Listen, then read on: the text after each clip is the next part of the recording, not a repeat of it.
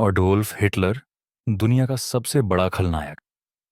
एक ऐसा नाम जिसे इतिहास में सबसे बुरे किरदार के रूप में जाना जाता है, जिसने लाखों बेगुनाहों की जान ली, दुनिया को नफरत और खून खराबे की आग में झोंक दिया। और आज भी जब भी हम तानाशाही और जुल्म की बात करते हैं, सबसे पहले याद आता है हिटलर का नाम। लेकिन क्या आप जानते हैं, यही हिटलर जिस पर दुनिया थूकती है, उसी ने अनजाने में कई देशों को आजादी दिलाने में एक बड़ा किरदार निभाया। 1939 में जब हिटलर ने द्वितीय विश्व युद्ध छेड़ा, तो ब्रिटेन, जो उस समय दुनिया का सबसे बड़ा साम्राज्य था, उसकी ताकत बिखरने लगी। ब्रिटिश सेना का सारा ध्यान जर्मनी से लड़ने में लग गया।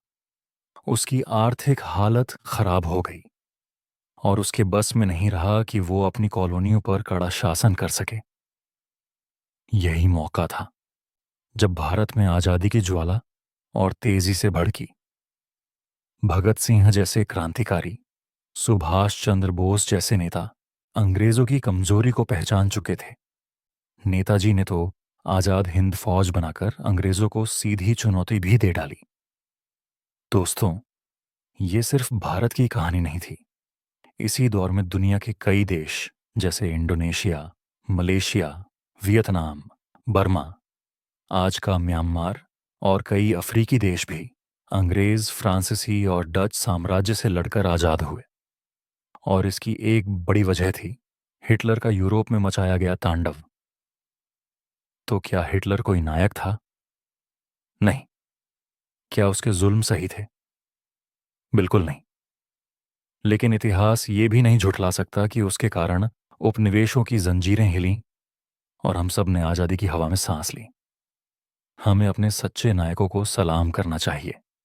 भगत सिंह, नेताजी, चंद्रशेखर आजाद और उन अनगिनत सेनानियों को, जिन्होंने अंग्रेजों के खिलाफ जान की बाजी लगा दी। लेकिन साथ ही हमें ये भी समझना चाहिए कि इतिहास कभी भी सीधा और सरल नहीं होता। कुछ खलनायक भी कभी कभी बदलाव का जरिया बन जाते हैं।